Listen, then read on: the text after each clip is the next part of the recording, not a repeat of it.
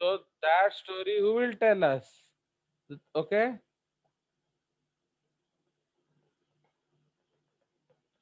भाई वो सब स्टोरी तो हमको हमारा इवोल्यूशन ही बताएगा.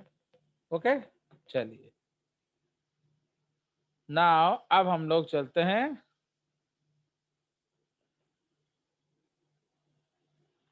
नेक्स्ट. तो उसके बाद आ जाइए. So the oral cavity. Okay, तो इसलिए नॉन मस्कुलर इंटेस्टाइन समझ में आ गया. और इसलिए अब देखो इसका एक और काम है. सिंस ये पैरासाइटिक हैं तो ये लोग क्या करते हैं, और डाइजेस्टिव सिस्टम नकारा है तो ये लोग क्या करते हैं, खाने को एब्जॉर्ब कर लेते हैं with the help of their body. समझ में आया? So इसलिए digestive glands are found in this region of the gut, producing enzymes that start to break down the food.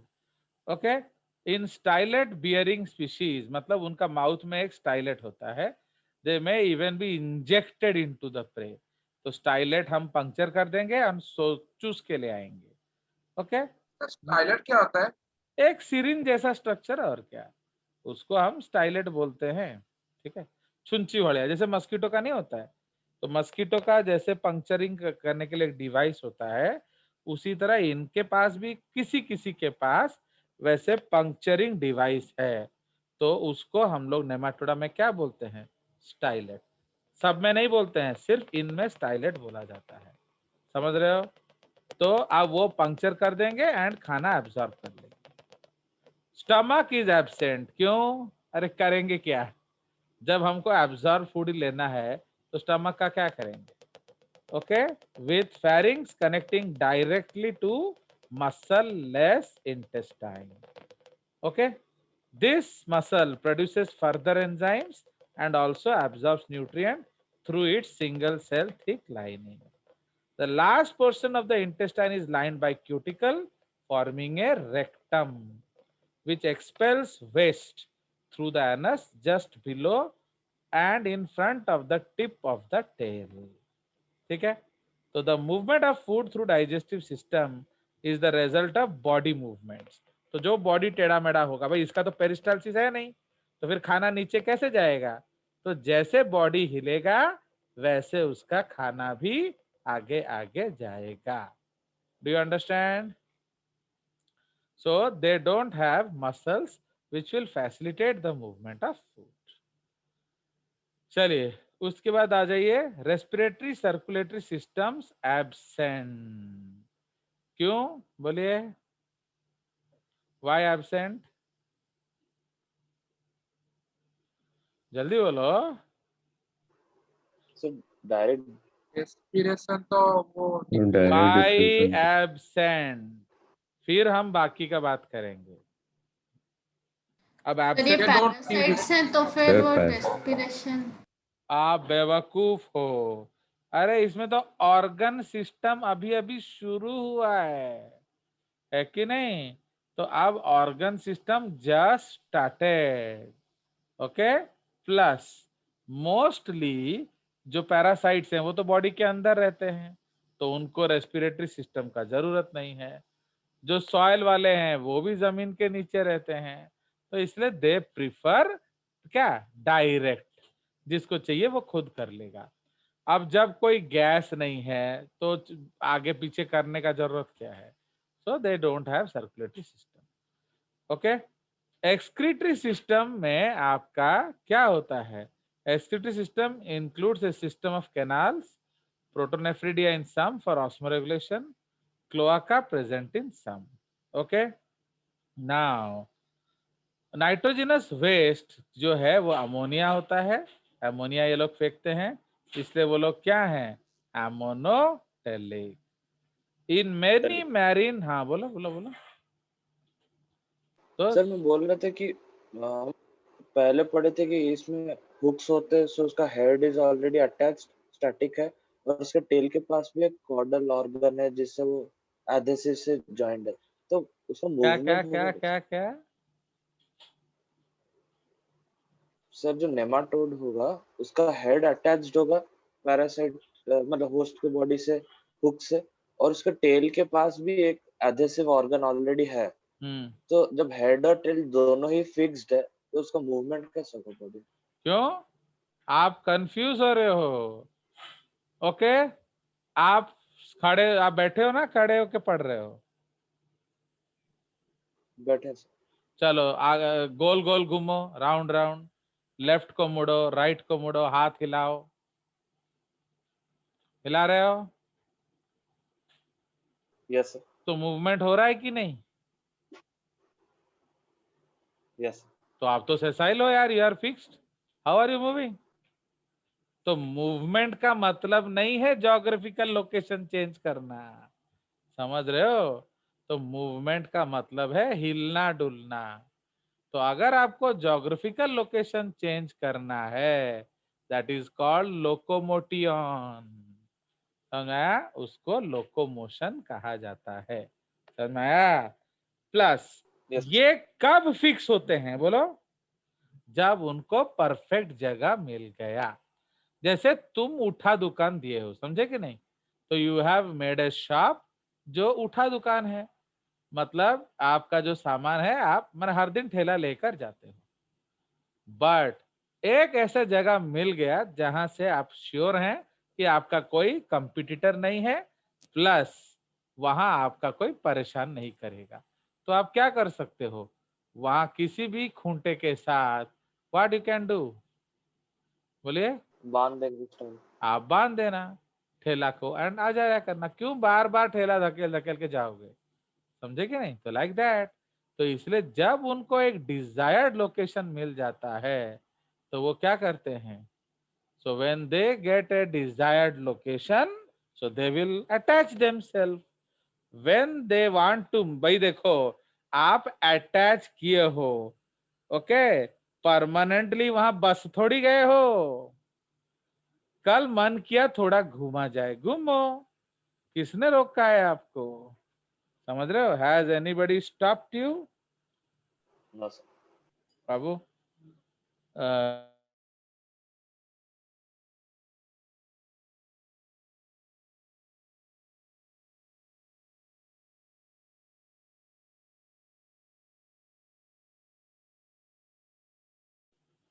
चलिए, तो समझ में आया? तो इसीलिए जब उसको लगा कि ये लोकेशन मेरे लिए अच्छा नहीं है तो फिर उठा के चल देगा। उसी तरह आपने ठेला है बांधा है, आप टायर वायर बेच थोड़ी दिए। तो अगर फिर वहां तुमको किसी ने परेशान किया तो क्या करोगे? अपना रेडी लेके चल दो। तो दिस इज द केस, समझ रहे हो? तो इसलिए लोकोमोशन का मतलब है चेंजिंग ज्योग्राफिकल पोजीशन। तो अगर आप ज्योग्राफिकल पोजीशन बदल रहे हो उसको लोकोमोशन कहा जाता है। Do you understand? So these animals they are not fixed, ये अटैच्ड हैं। बट अटैच का मतलब क्या है? ये कहीं भी जा सकते हैं। एंड राउंडवॉर्म तो फेमस है, roundworm is very very famous for locomotion and migration. वो दुनिया भर में जाते हैं घूमने के लिए। ओके, वो ब्रेन चले जाते हैं, कभी लंग्स में चले जाते हैं, कभी हार्ट में चले जाते हैं, वो हर जगह जाते हैं। समझ रहे हो कि नहीं? सो इसीलिए they are very very famous for locomotion and that is called what? That is called migration. तो अब जब वो लोग माइग्रेट करते हैं, कभी कभी क्या होता है कि वो जिस जगह से जाते हैं वहां से वापस इंटेस्टाइन आ जाते हैं, तो फिर दिक्कत नहीं। पर सपोज एक जगह गए और वहां से वापिस आना मुश्किल हुआ, तो वो क्या करते हैं?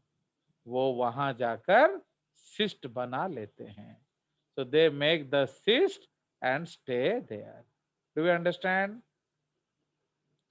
so इसी को हम यस। लोग कहते हैं सिस्ट। एंड ये बहुत खतरनाक डिजीज है आजकल जो हमारा लाइफस्टाइल डिसऑर्डर्स है, बिकॉज हम लोग बहुत ज्यादा स्ट्रीट फूड खाते हैं। तो इसलिए lot of food outside our house you are taking, Burger King etcetera. तो what is problem? There is very very big chance of roundworm infection. Okay, तो राउंडवर्म इन्फेक्शन का बहुत ज्यादा चांस है।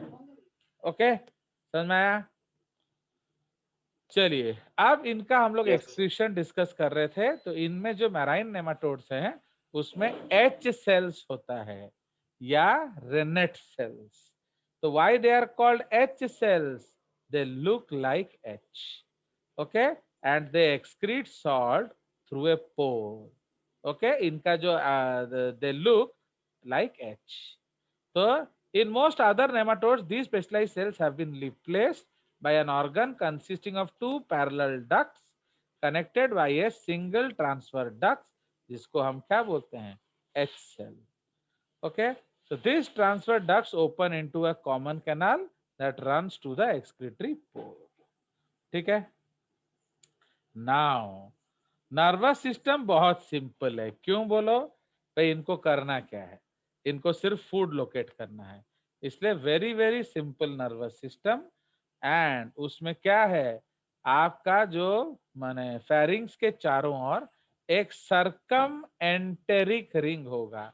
Why I have made two colour, so that you can derive the name. तो circum मतलब क्या है, अराउंड. एंटेरॉन मतलब digestive system.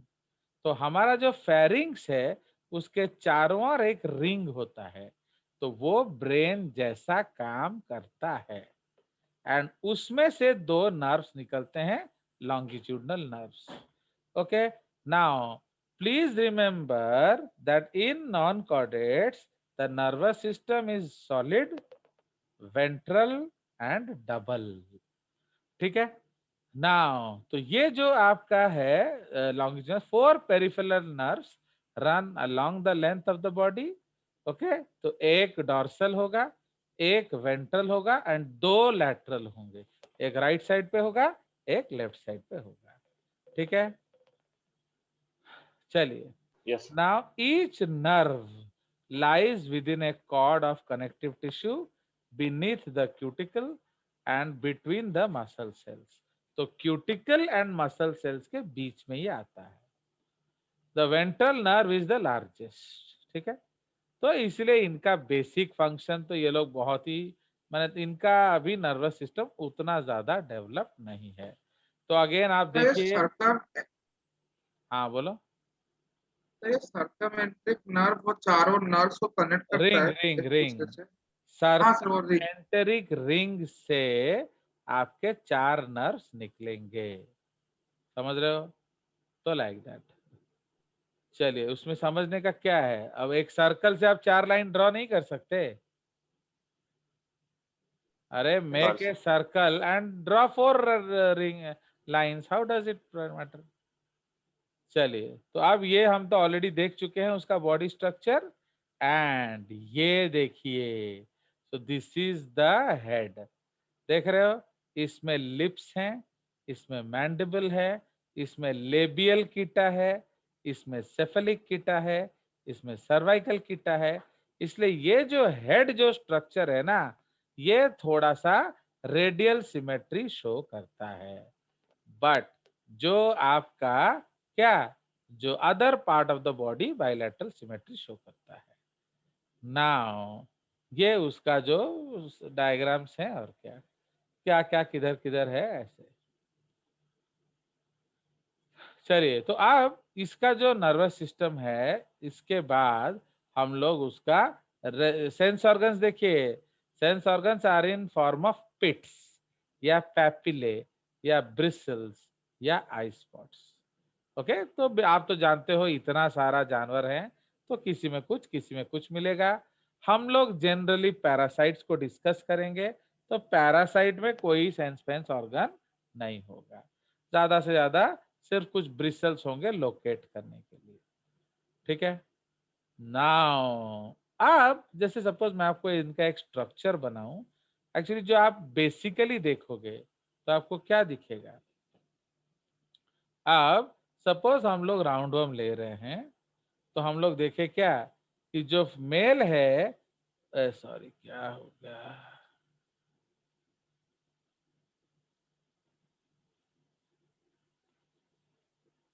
Okay. So now suppose हम लोग एक ड्राइंग बनाएंगे, तो जो मेल है उसका फीमेल, तो फीमेल क्या है, वो लॉन्ग एंड स्लेंडर होगी. ओके, तो ये आपका फीमेल है. बट जो मेल है वो कैसा होगा? तो वो जो शॉर्ट होगा वो शॉर्ट होगा. Okay, this will be short and उसका जो पोस्टेरियर एंड होगा ना वो कर्व्ड होगा. तो it will be short and curved posterior and. ठीक है, तो ये उसका माउथ है, ये उसका माउथ है एंड इसमें जो ये पोस्टेरियर एंड है. तो अब जो ये पोस्टेरियर एंड है मेल, उसमें ऐसे दो कीटा निकलता है. सो इसको हम लोग कहते हैं पेनियल कीटा. मतलब पेनिस जैसा कीटा जो करता क्या है, वो पेनिस को खोलने में मदद करता है, वेजाइना को. Okay, so that is the case. ठीक है, तो जो फीमेल है वो लॉन्ग एंड स्लेंडर होती है, जो मेल है short with curved posterior and उसमें पेनियल कीटा होगा. तो इस तरह से आप मेल फीमेल का परिचय कर सकते हैं. बाकी I will show you diagram तो आपको पता चलेगा. ठीक है, चलिए, if you want to ask something you can ask in the middle and हम देखेंगे डायग्राम तो आपको पता चल जाएगा. अब ये जो इनका दो सेंस ऑर्गन, यस यस, ये वाला हम लोग थोड़ा बना लेते हैं. इनका दो बहुत स्पेशल सेंस ऑर्गन होगा, वो थोड़ा जानना जरूरी है. ओके, तो इसका जो एक एंड जो माउथ एंड है कि नहीं, माउथ सर एंड. आपने गलती से फीमेल पर भी एम लिख दिया है. तो क्या हुआ, फीमेल का माउथ नहीं होता है क्या? वो माउथ सिग्निफाई यहाँ पे M for माउथ, mouth है, सॉरी male सर, नहीं. माउथ है. तो तू तो मेरा ही वाट लगा देगा यार, इसीलिए तेरे को नोट नहीं सॉरी मिलता सर. है. चलिए, अब जो ये ओरल साइड में दोनों, इसमें आप देखोगे इसमें कुछ ऐसे पैपिले लाइक स्ट्रक्चर्स मिलेंगे, छोटे छोटे छोटे छोटे पैपिले. तो what are they are called amphids. ठीक है, उनको हम एम्फिड्स बोलते हैं. किसी किसी में, इन सम, तो सपोज हम लोगों ने जो किसी किसी में फीमेल के पीछे साइड भी, मैंने सबके टेल साइड में भी कुछ पैपिले मिलेंगे. सम, इन सम. तो याद रखना, तो इन पैपिले को हम कहते हैं फैस्मिड्स. ठीक है, तो दे आर कॉल्ड फैस्मिड्स. तो ये हैं क्या actually, they are chemo olfacto receptors. ठीक है, तो ये भी क्या हैं, chemo olfacto receptors. Understood? So both of them are what, chemo olfacto receptors. Do you understand? इसका मतलब वो किस में मदद करते हैं, स्मेल. ठीक है, नाउ किसी किसी ऑर्गेनिज्म में ये नहीं होगा, तो नो एम्फिड्स. तो अगर सॉरी क्या, इनके पास फैस्मिड्स नहीं है, नो फैस्मिड्स. तो जब फैस्मिड्स नहीं होगा तो उसको हम लोग क्या कहेंगे, उसमें क्या होगा, इंस्टेड उसमें क्या होता है, कॉर्डल एडहेसिव ग्लैंड्स. समझ रहे हो? तो अगर आपका फैस्मिड नहीं हुआ तो उस जगह में क्या मिलेगा, एडहेसिव ग्लैंड. तो समझ रहे हो? तो हर किसी में एडहेसिव ग्लैंड नहीं होता है, ओनली जिसमें फैस्मिड नहीं होता है उसमें आपका मिलेगा क्या, एडहेसिव ग्लैंड्स. कोई शक? चलिए, so this is what we इंसोना हैड. क्या है हाँ बोलो, सर? इंसोना क्या? समझ में आने आया. सर फैस्मिड्स के ऊपर क्या लिखा है ब्लू में? इन सम, ओह, इन सम. समझ यस रहे हो? Sir, yes. क्योंकि फैस्मिड सब में नहीं होता है, इसीलिए अब हम इसको स्प्लिट कर सकते हैं. तो what is the basis of classification of roundworms, presence और absence Sense of of phasmid. Plasmid. अगर फैजमिड होगा फैजमिडिया, अगर फैजमिड नहीं होगा ए फैजमिडिया। आ गया मजा? चलिए, सो इसलिए इनका जो क्लासिफिकेशन होता है वो फैस्मिड्स के प्रेजेंस के एब्सेंस के चारों ओर होता है। ओके, समझ में आया? चलिए, so this is the case. अब हम लोग आगे देखते हैं।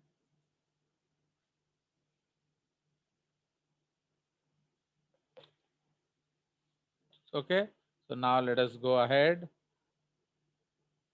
Now, most nematodes are dioecious with separate male and female individuals. तो separate male and female individuals का मतलब क्या है?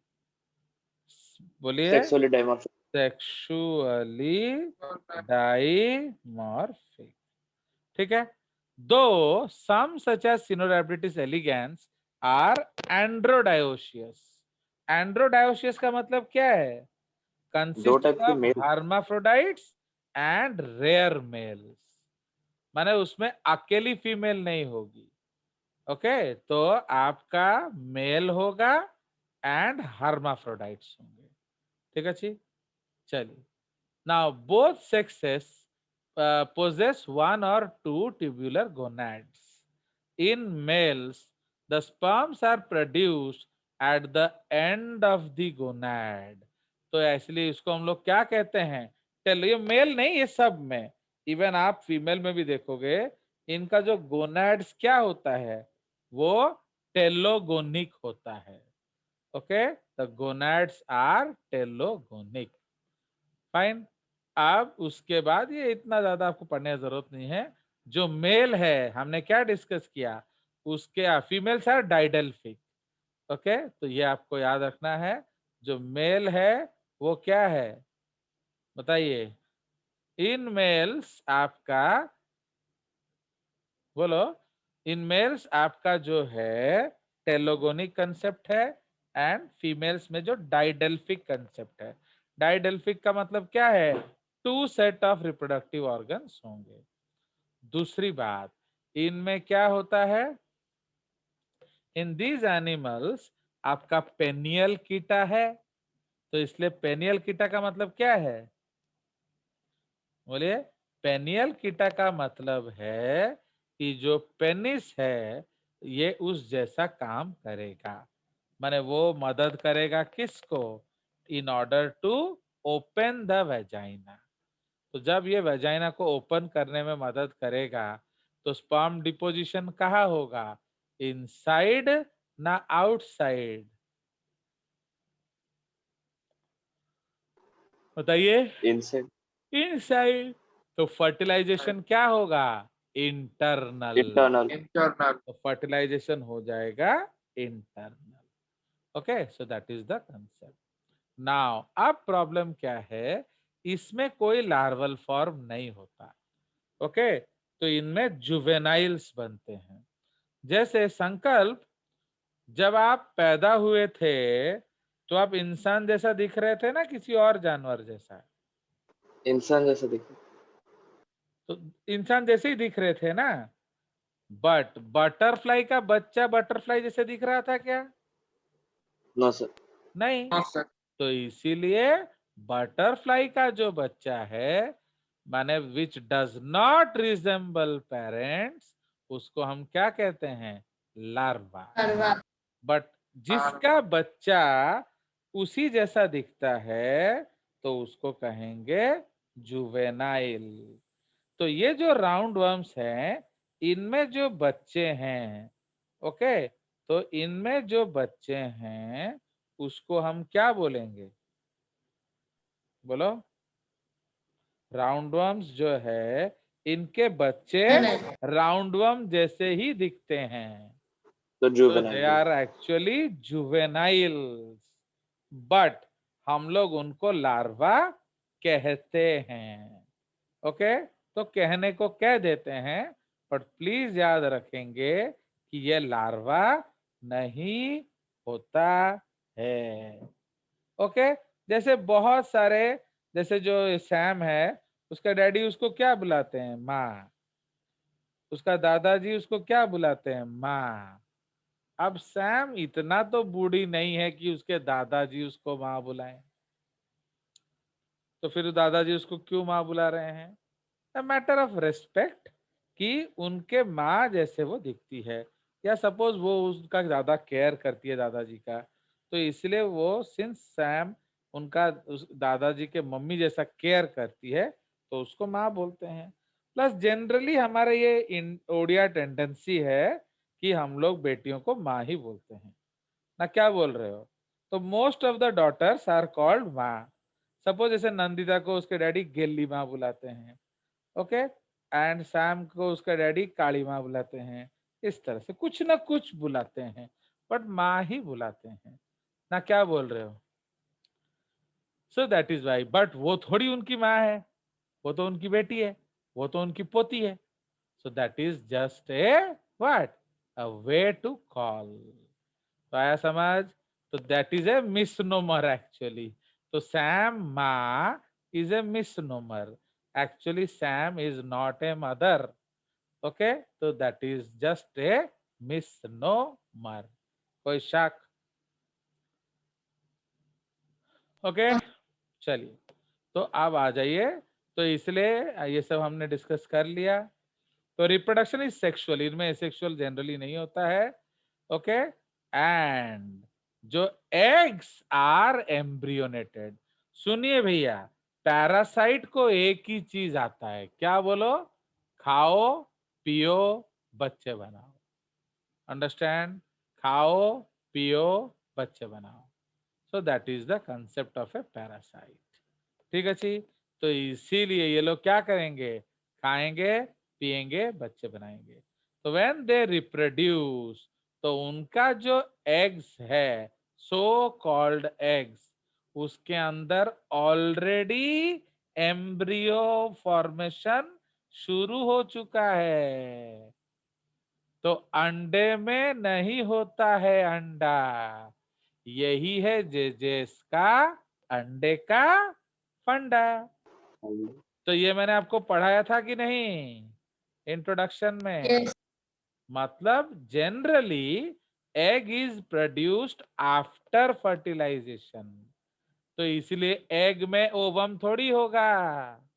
तो हम लोग एग बायोलॉजी में किसको बोलते हैं? फीमेल के ओवम को। ओवम। बट उसमें तो कोई ओवम नहीं है। तो समझ में आया? इसीलिए बायोलॉजिकल एग एंड आपका जो इंग्लिश एग में फर्क रहेगा। अंडरस्टूड? तो इसीलिए ये जो बायोलॉजी में आप एग्स सुनेंगे, ये एक्चुअली एम्ब्रियोनेटेड एग्स होंगे। अगर भी एम्ब्रियो नहीं होगा तो डेवलपमेंट चल रहा होगा। समझ रहे हो? तो the development is already on and वो बच्चा उसके अंदर होगा। फाइन। नाउ डेवलपमेंट में इन्होंने ओवर विविपेरस क्यों लिखा है? अंडे में कम खाना होता है, इसलिए वो ज्यादा डिफरेंशिएट नहीं कर सकता। तो इसलिए वो क्या करेगा? After some times what it will do? बोलिए। आफ्टर सम टाइम्स वो क्या करेगा? खाना नहीं। बोलिए। वो डॉर्मेंट बन जाएगा। अब तुम खाना नहीं दोगे तो डेवलपमेंट आगे होगा ना, नहीं होगा? नहीं होगा सर। नहीं होगा। नहीं होगा। तो फिर क्या करेंगे भी हम? तो हम स्ट्राइक कर देंगे। तो इसलिए वो लोग डॉर्मेंट हो जाते हैं।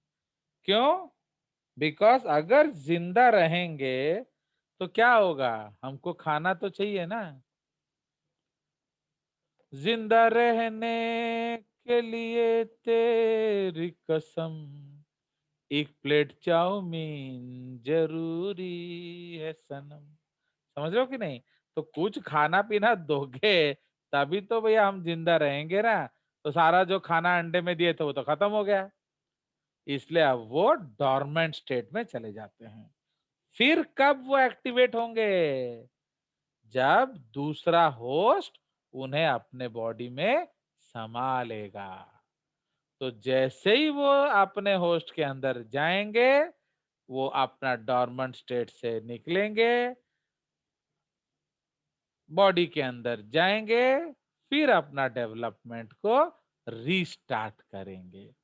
तो देख रहे हो, तो आधा डेवलपमेंट ओवो से हुआ, ओवो मतलब क्या, अंडा, एंड आधा डेवलपमेंट भी में होगा डिलीवरी के बाद, अंदर जाने के बाद। तो समझ में आया? चलिए, in free living roundworms the egg hatch into larva, तो हम ऑलरेडी जान चुके हैं, which appear essentially identical to adults, okay, except for an underdeveloped reproductive system। मतलब वो ऑलमोस्ट हर चीज होगा उनके पास, सिर्फ ये नहीं होगा। In parasitic roundworms, the life cycle is more complicated, involving usually one host। तो अगर एक ही होस्ट है तो कैसे ट्रांसमिशन होगा? So फीसेस से from feces feces से to mouth। इसका मतलब जरूर आपने टट्टी अपना कभी ना कभी तो खाया है। तो इसी को हम लोग क्या कहते हैं? Faecal oral route. कोई शक? सो this is called faecal oral route. Okay, तो इनका क्लासिफिकेशन आपका फैजमिड आ रहा है, इसके बारे में होगा, तो वो हम लोग डिस्कस करेंगे अगले क्लास में। ठीक है, so in the next class we will discuss about the classification and about Ascaris life cycle. अगर आप थोड़ा प्रैक्टिस वैक्टिस किए होगे तो यूकेरेरिया लाइफ साइकिल भी मैं आपको बता दूंगा, नहीं तो हम सिर्फ एस्केरिस पढ़ेंगे। कोई शक? ना सर। हाँ सर। चलिए, so enjoy and take rest.